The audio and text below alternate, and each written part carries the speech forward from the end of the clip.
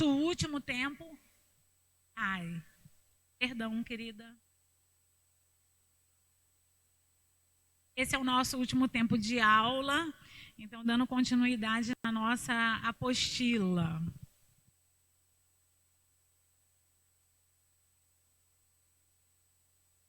Em outro trecho, o autor diz que a angústia é determinação do espírito sonhador. E a tal respeito, ocupa lugar na psicologia. A vigília, que eu já expliquei, é esse estado que a gente está aqui, né, de alerta, né, de consciência. A vigília estabelece diferença entre mim mesmo e o outro em mim. O sono deixa a suspensa. O sonho traz a sugestão dela como um vago nada. A realidade espiritual aparece sempre como algo que tenha sua possibilidade, porém some assim que desejamos captar. Falando desse conteúdo que some, né? Júpiter. O pastor me fez uma pergunta. Por que eu sonho? Lembro de partes e partes eu não lembro. Eu lembro de como se fosse recortes. Vocês lembram que no início eu falei que Freud diz que sonhador sabe que sonhou? Só que às vezes a própria censura aniquila, de novo recalca o conteúdo do sonho. Por essa mesma razão, né, a minha angústia ou o meu desejo, ele vira conteúdo do sonho. Mas vamos dizer que aquele sonho tem parte que o meu conceito de certo e errado aceita e não aceita. Então eu lembro o quê? De recortes. E tem dores que a gente resiste ressentir, voltar a sentir. E aí o que eu faço? Se eu lembro, de novo eu me angustio. Então o que é melhor na minha consciência? De novo colocar de lado. E aqui ele diz o seguinte, de novo, né?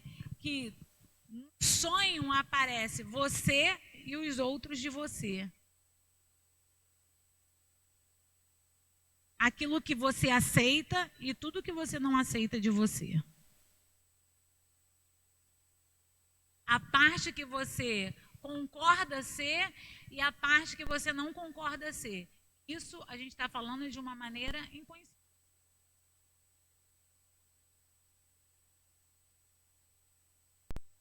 E aí vamos falar da análise, né? Aceita a tua parte bonita e a feia também, a aprovada e a reprovada também, você vive muito mais.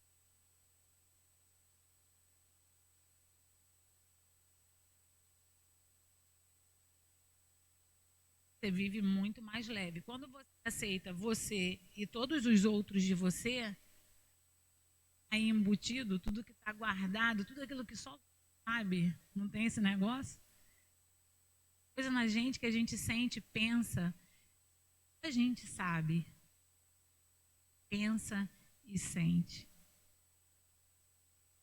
Mas quando você aceita isso, não estou falando de aceitar e bater palma, né? Mas quando você aceita isso, quando você senta diante de alguém e você fala assim, eu sou completamente insegura por causa disso, disso, disso. Eu ouvi um depoimento uma vez de uma menina que escrevia poema. E ela disse que teve um campeonato na escola, não sei se é campeonato que fala, né? De escritores de poema. E o palanque era um caminhão. E a professora fez uma roupa para as crianças, né? Isso ela era menina e ela já gostava de escrever, se relacionar com palavras, com escrita, né? E quem escreve poema, quem escreve música, né? Assim como um salmista, fala muito da alma dele, ele fala muito das questões. Ela disse que a professora fez saias de crepom às meninas. E todos os competidores subiram. E lá em cima do palanque, lá em cima do caminhão, um dos meninos rasgou a saia dela. Ela desceu, não conseguiu ler o poema naquele dia.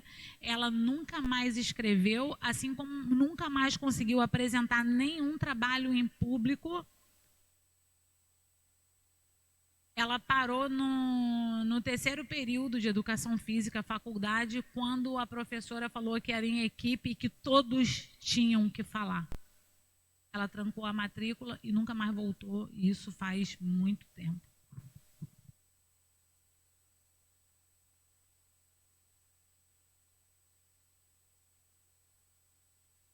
E aí a gente vai fazendo exatamente isso, né? Eu e todos os meus... Pensa, uma Leia, mais um monte aqui. O pastor perguntou, pastor não, o Sandro é pastor? É, também. Sobre essa questão, né, das máscaras. Não é erro, não é falsidade.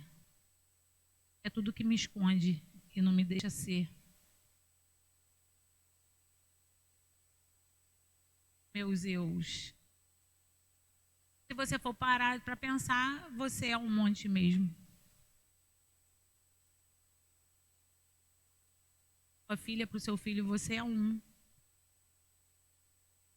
Meu marido, esposa para o seu esposo.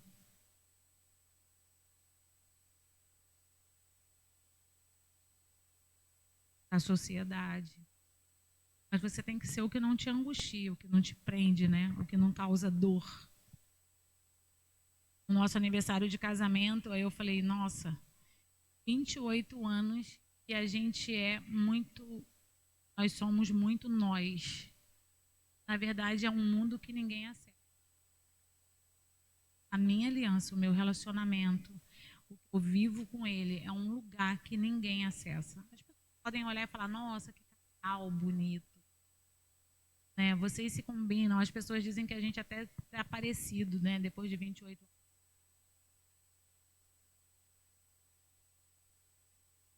Uma de eu. Isso é extraordinário. Vamos seguir. Ai, gente. Se formos analisar caracteres dialéticos da angústia, acharemos a ambiguidade psicológica. A angústia é antipatia simpatizante. Simpatia antisimpatizante. Porque fugir à angústia, a gente já disse que ela é indizível, né? Não tem como explicar a angústia. Olha isso. E os caras enlouquecidos tentando explicar. Fugir à angústia não é possível, porque a ama. Porém, amá-la realmente também não, pois foge dela. Porque tem a ver com a sua necessidade, né? A tua angústia mostra a tua busca. E ao mesmo tempo que você quer desacessá-la ou abandoná-la, você também não quer desistir da tua busca.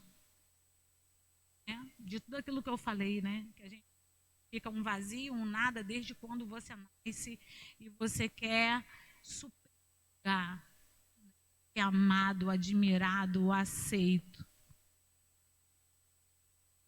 Mas eu já falei na turma, escrevi no quadro, eu lembro. Admirado, aceito, amado. 4.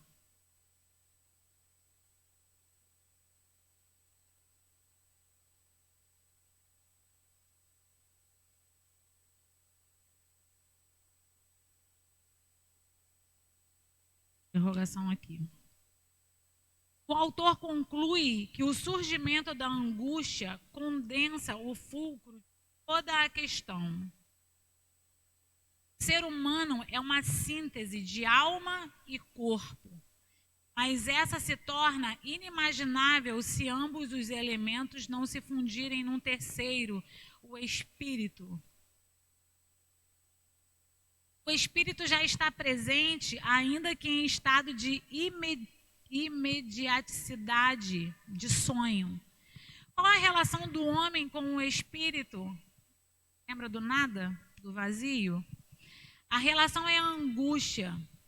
É surpreendente perceber nesses grifos não só a íntima relação entre vazio e angústia, mas também como podemos intuir a própria definição do sonho de angústia, onde a verdade do sujeito aparece como algo que tenta sua possibilidade, porém some assim que a desejamos captar e despertamos. Teu pesadelo te faz despertar, porque nós, né, não aceitamos encarar a nossa busca, o nosso vazio, a nossa dor, o nosso anseio. E aqui ele fala de algo muito importante, da tricotomia. Nós somos corpo, alma e espírito. E agora eu não estou falando de religião. Mas você precisa cuidar da saúde do teu corpo, da alma, das suas emoções e do seu ex. Para que isso? Porque eu cuido. Porque se você cuida de A e B e não de C, você não será pleno. Se você cuida de B e C e não cuida de A, você não será pleno, não terá saúde. E se você cuida de A e de C, você não será pleno, você não terá saúde. Então deixa eu te falar algo, cuide do teu espírito, mas cuide do teu corpo. Cuide do teu corpo e do teu espírito, mas cuide das suas emoções. Você precisa estar bem. A gente vive um grande desequilíbrio, porque a gente cuida muito do espírito e não cuida do corpo e não cuida das emoções. Ou tem aquele que vive cuidando das emoções e não cuida do corpo e do espírito, e assim sucessivamente. Você pode estar muito bem espiritualmente, você pode estar muito bem de verdade. Se você só come lixo, você não caminha, adoece, dá problemas. Você cuida do teu corpo, vive na academia, contrata um personal trainer. Se você vive na igreja orando, jejuando, orando ao Senhor e servindo pessoas, você não cuida da outra parte, uma hora você adoece. Então você é corpo, alma e espírito. Então, vamos treinar, vamos cuidar do corpo, vamos comer direito. Vamos cuidar das emoções e vamos totalidade, ó. Respeitando a palavra aí da levantai, é totalidade, é voltar a cuidar de você. Falando a parte que você vai resumir para mim, você vai me mandar.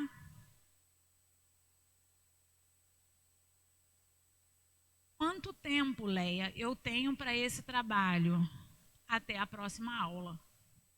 Ok? Até a próxima aula de vocês. Então, você tem um mês para me mandar esse trabalho para o meu WhatsApp. Desejo e desejo separado aí. É curioso e revelador, acharam?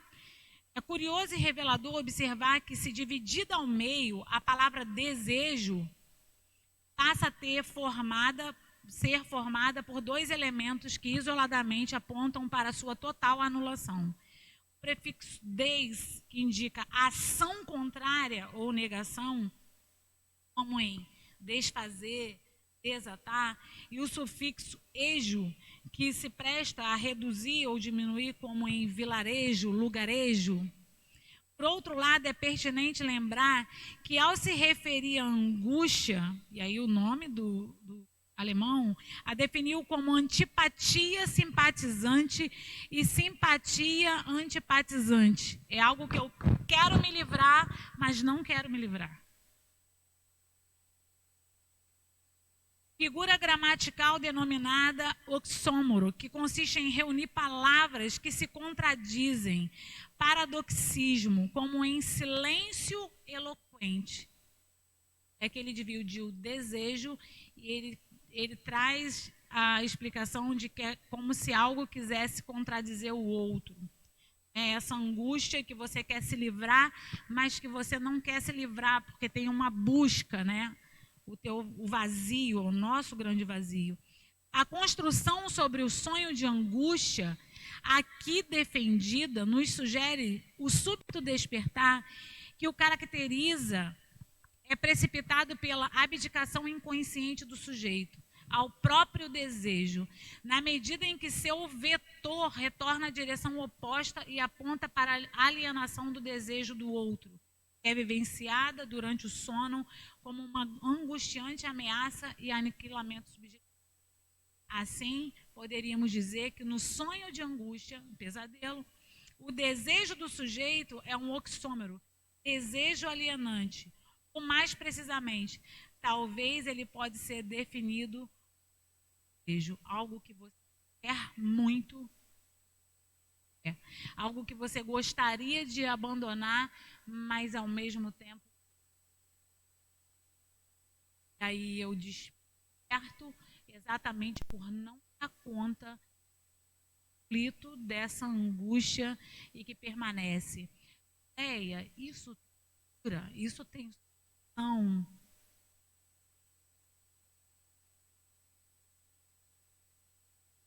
Eu acho que a gente, aí é minha opinião pessoal. Desde quando a gente nasce, a gente tem um grande vazio que precisa ser preenchido por algo. Mas que, falando de desejo e de angústia, e por mais que a gente tenha pessoas ao nosso redor que nos supra do máximo que a gente precisa, ainda assim vai ficar desejo. Ainda assim vai ficar uma busca. Ainda assim vai permanecer uma angústia. Até quando a gente vai buscar essa realização do desejo? Acho que até sempre. Que horas que eu melhoro tudo isso em mim? A hora que você busca preencher questões do seu corpo, questões da sua emoção, questões do seu espírito. Mais cuidado com o seu corpo, cuidado é olhar. Quanto mais cuidar das suas emoções, olhar, se perceber, se analisar, mais você olhar para o seu espírito, perceber o que você precisa, se preencher de coisas boas, encher do amor, encher de verdade, da verdade. A hora que você consegue uma qualidade emocional, a vida,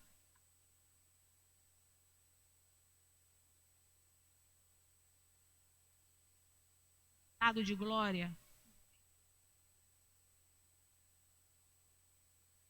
Mas quer diminuir a angústia, cuide do corpo, da alma e do espírito.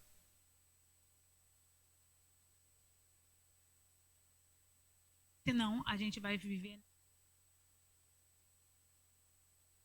e não querer desejar, de sentir, não querer sentir.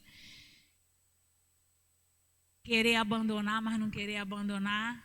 É ruim, mas preciso.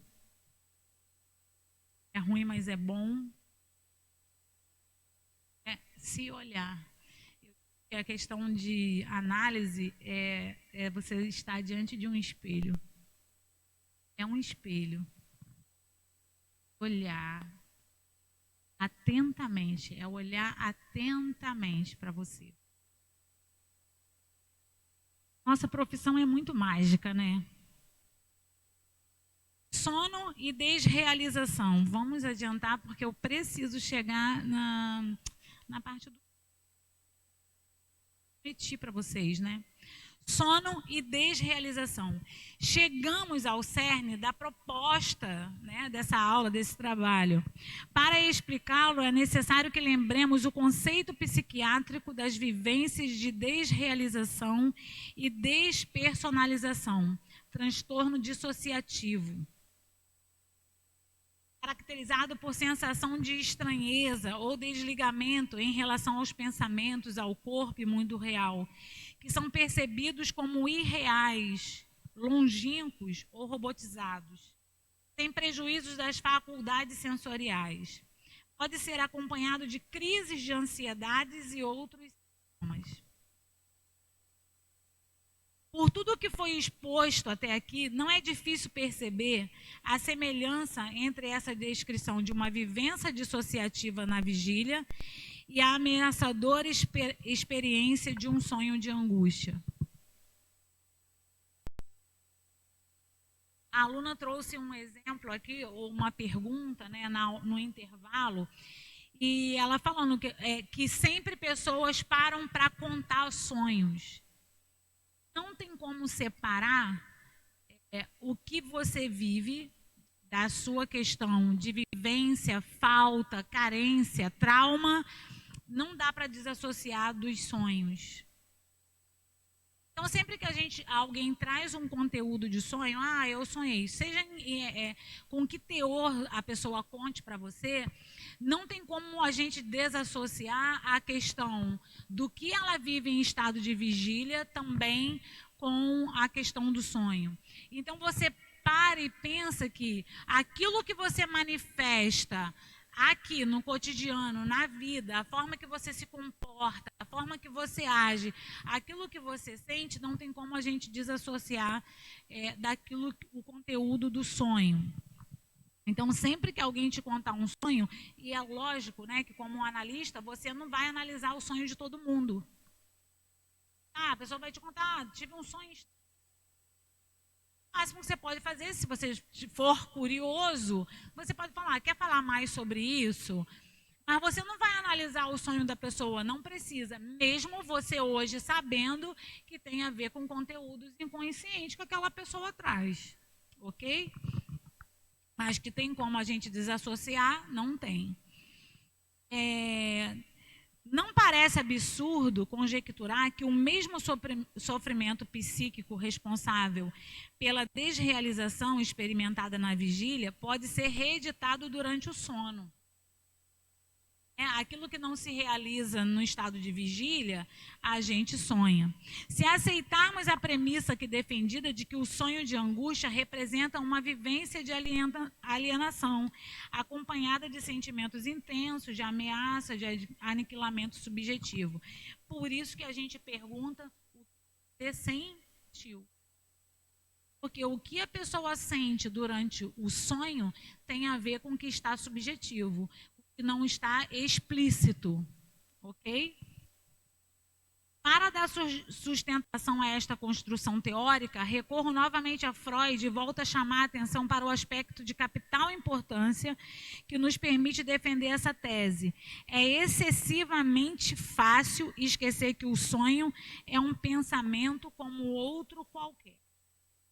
É digno de nota que esse valioso alerta de Freud foi feito 23 anos após ele ter afirmado a mesma ideia na interpretação dos sonhos, o que indica claramente sua convicção sobre ela. Ou seja, ele estudou e continuou pensando naquele conceito inicial. A mesma motivação inconsciente que gera a desrealização na vigília está, a nosso ver, na base do que é vivenciado durante um sonho de angústia. O que significa dizer que ambas as experiências refletem um mesmo estado psíquico e se equivalem clinicamente. Óbvio, você dormiu, você está sonhando, não anula o que você pensa e sente. Não anula. Né? Só que no estado de vigília, nós falamos, essa pessoa bonita, eu estou aqui consciente, treinando as minhas palavras, tudo bem que eu sou totalmente impulsiva e às vezes eu falo que não deveria falar, mas na maioria das vezes as pessoas se controlam e são comedidas bonitinhas. né? E no sono você desmancha o sensor, toda a barreira e viu o seu conteúdo. O sonho de angústia está para o sujeito a serviço do não saber sobre a sua verdade. A angústia é da ordem do indizível. É a história do nada, né? Desse sentimento de vazio, das perguntas não respondidas. Ela não fala, a angústia não fala, a angústia cala. E mesmo durante o sono, ela cumpre esta função. Ela cala o discurso do sujeito, do inconsciente, que encontra no sonho sua via privilegiada, forçando o súbito despertar para a realidade, que mantém o sujeito dormindo para o real que o constitui.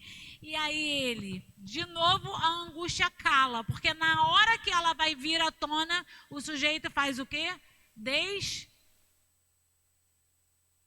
E aí a gente fica querendo saber o final do sonho, mas a gente não dá conta. A gente foi acordado pelo quê? Pela angústia.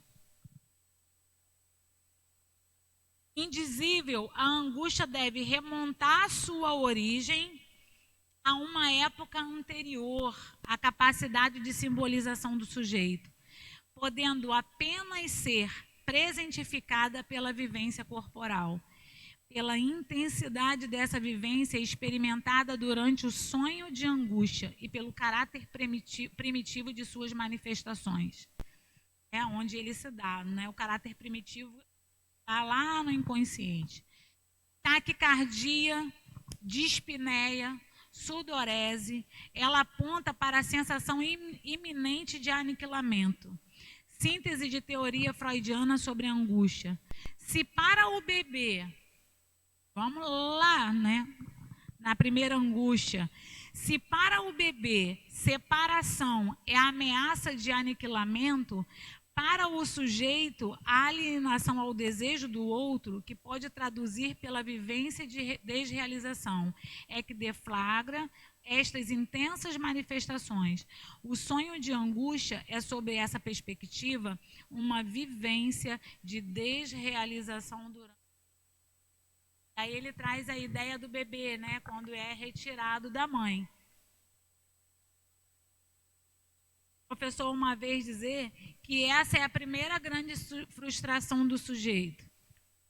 É a hora que o bebê ele é retirado. E aí ele aqui traz a ideia da desrealização. É a hora que você está lá, a hora que você está preste a descobrir, né, a questão da angústia, e você vai lá de novo e é retirado daquela realização. Aí eu volto para a questão do espírito e da falta do sujeito. Eu falei lá no início da nossa aula que nós nos tornamos mais empáticos. Outro, após o curso de análise, lembram? Que você se torna muito mais misericordioso ao olhar para o outro, né? Depois desse processo de curso. É a hora que você olha para o outro e percebe que aquele outro ele tem uma falta. Aquele outro tem um vazio. Aquele outro carrega consigo angústias. Desde quando você traz essa angústia?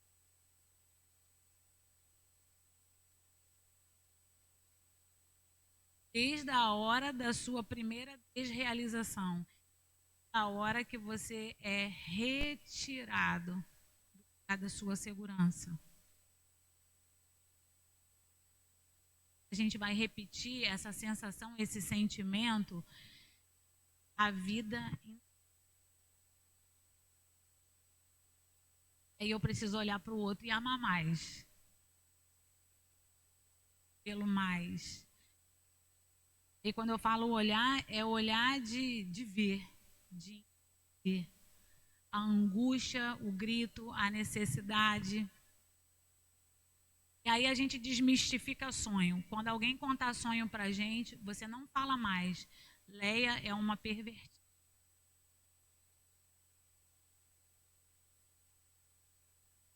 você está em pecado, você precisa orar mais, porque esse sonho não é de Deus. A gente aprendeu na aula 1 que muitas vezes a figura do teu sonho, por exemplo, a sua mãe, ela vem com o outro símbolo. Alguém que está no teu romance, no sonho, pode representar uma outra pessoa. Mas que tem a ver o mais importante. A tua angústia é a tua dor. Vazio.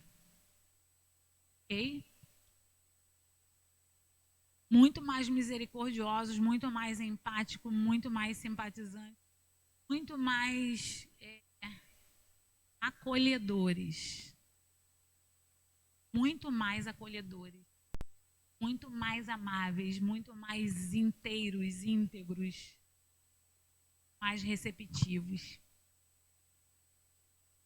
Concluindo, retorno à genial proposição freudiana que o sonho é a realização de um desejo.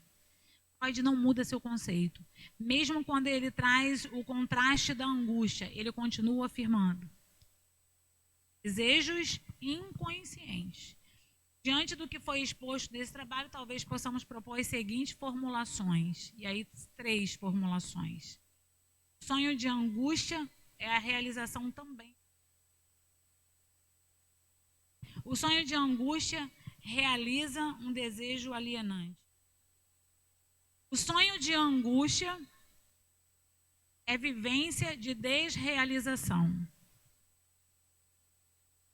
Para Freud, os sonhos são uma expressão do mundo inconsciente, que a motivação dessa atividade onírica é a realização dos instintos e desejos, que a motivação dessa atividade onírica é a realização dos instintos e desejos que não foram satisfeitos durante o dia. Ou seja, são tentativas do inconsciente de satisfazer e resolver o que não foi realizado conscientemente. Por exemplo, às vezes sonhamos em resolver um conflito com alguma pessoa ou sonhamos que estamos alcançando metas que, ao nosso ver, são inalcançáveis. De acordo com a teoria freudiana, isso ocorre porque uma parte não consciente do nosso cérebro busca solucionar nossos problemas durante as horas em que a mente consciente está desativada. Ele traz a ideia de que dormindo, o seu inconsciente tenta resolver a sua problemática que durante o dia você não deu conta de resolver. E aí vem os sonhos da irmã que conta, tipo, eu vi, Deus me disse, e aí ela traz um relato. Muitas vezes eu sonho aquilo que eu gostaria de resolver. E aí como que eu trago? Eu trago como conteúdo de sonho.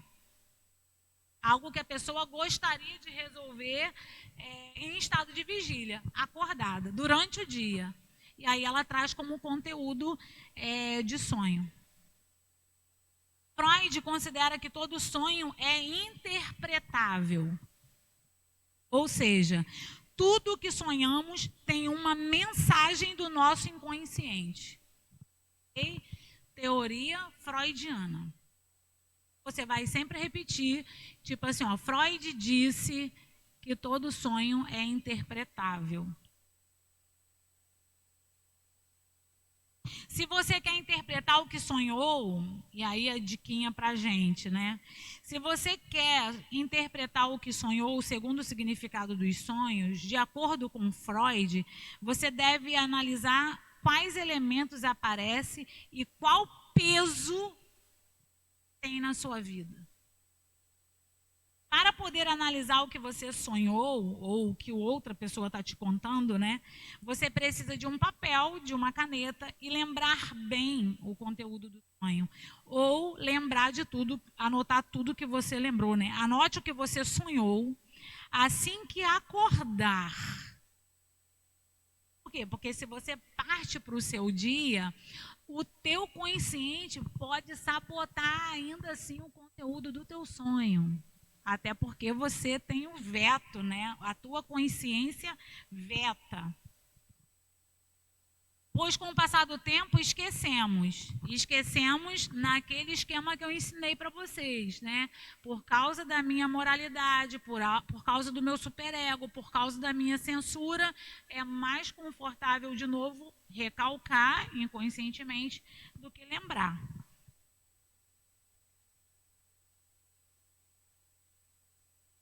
Também é importante destacar como nos sentimos durante o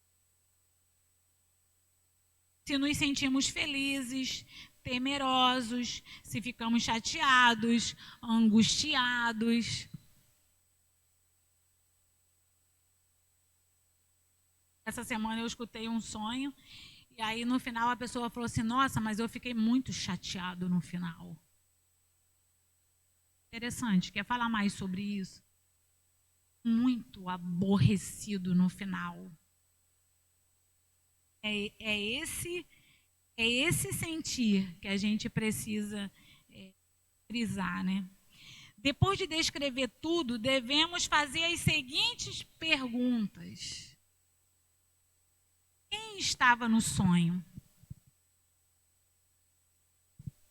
Com que eu estava lidando? Como que terminou esse conflito? Isso se o conflito terminou, né? Que às vezes o conflito permanece.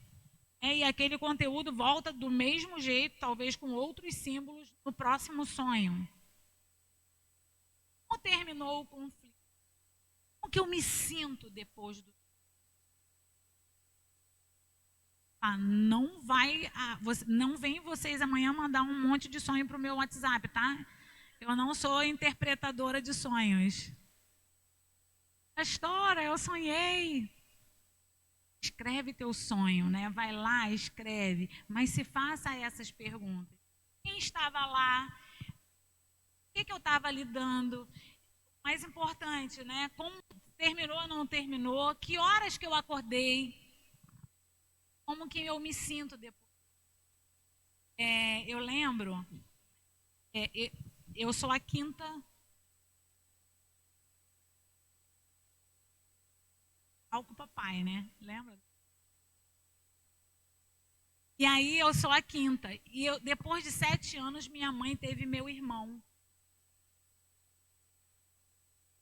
Eu lembro que quando a minha mãe voltou do hospital com meu irmão, eu lembro que a minha boca estava cheia de afta. E a família, a mãe da minha mãe falava para ela não comeu nada esses dias. Ela não conseguia cheia de afta. É muito interessante que todos os meus irmãos aparecem nos meus sonhos, sempre tipo assim, comemorando algo, fazendo algo. Esse meu irmão mais novo sempre aparecia. Uma vez ele apareceu me dando um tiro na mão. Sempre o personagem mal da minha família era ele.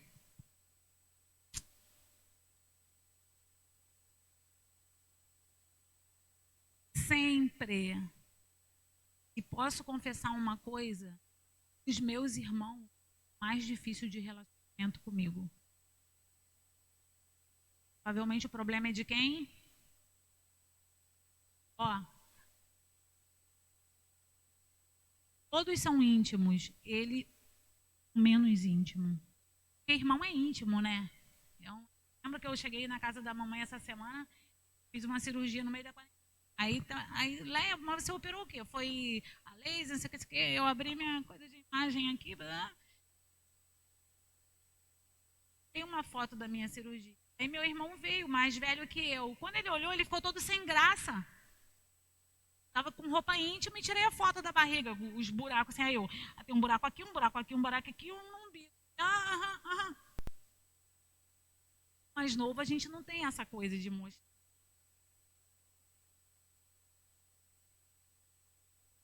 Era tiro, sempre. Tinha só love no sonho. É interessante, percebe? Então, como que termina o conflito? Termina, né? E como que você se sente depois do sonho?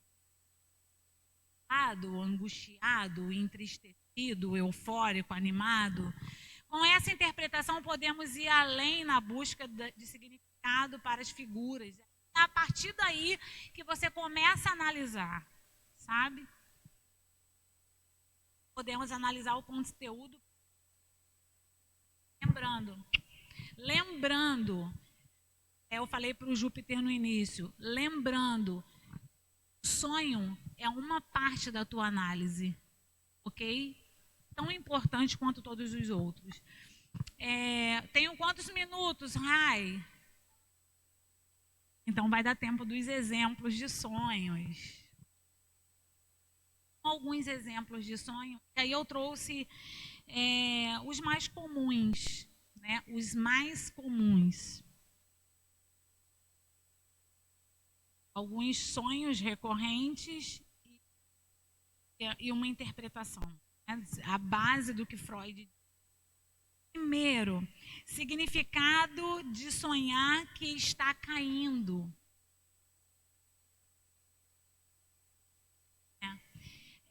Eu ouvi um relato que a pessoa dizia assim: todas as vezes que eu estou subindo uma escada, tem um degrau quebrado e eu caio. Sonhar que está caindo.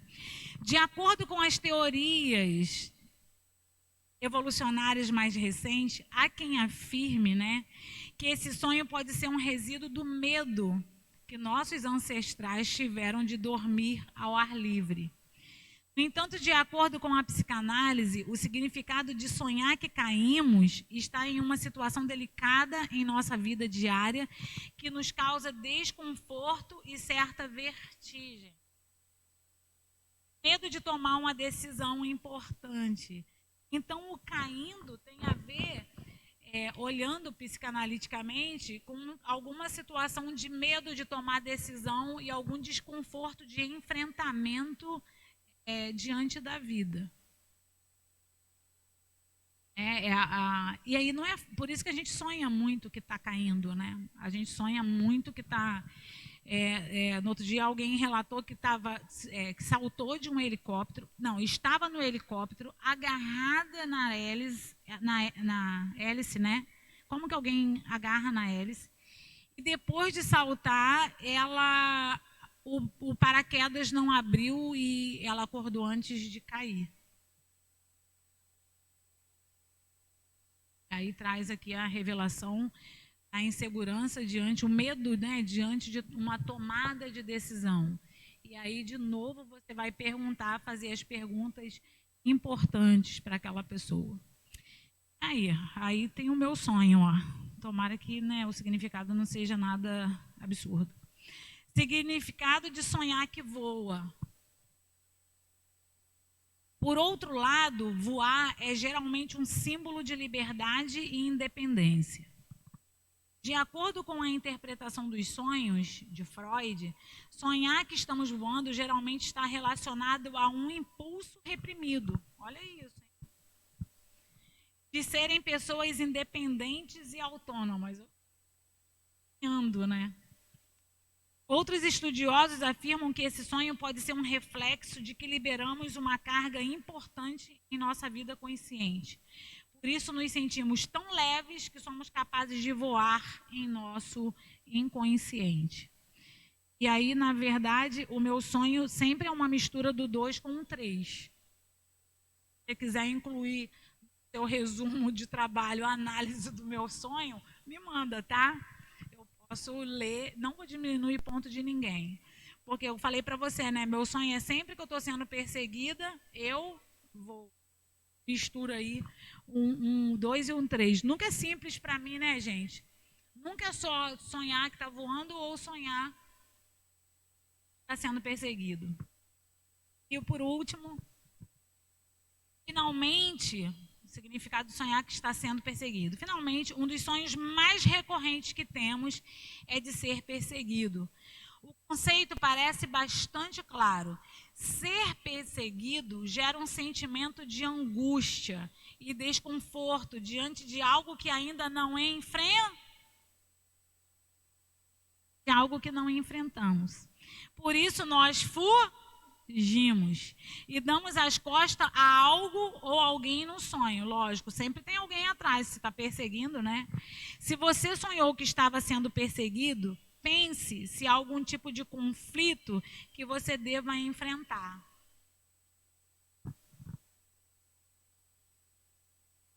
Para terminar, aí vem a bibliografia, tá, que eu deixei para vocês.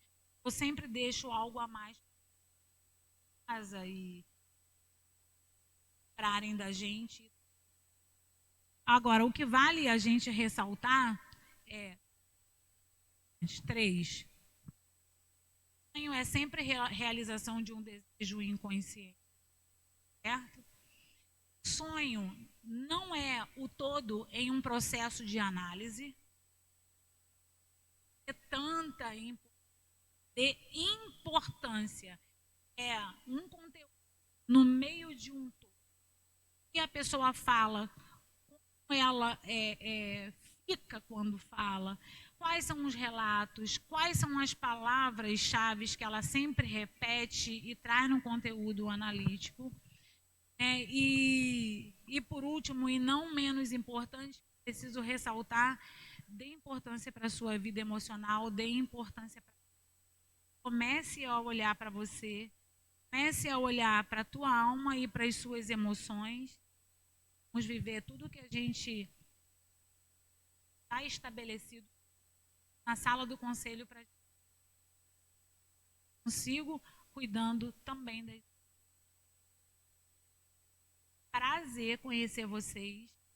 Absurdo, enorme, e a gente a caminhada, viu?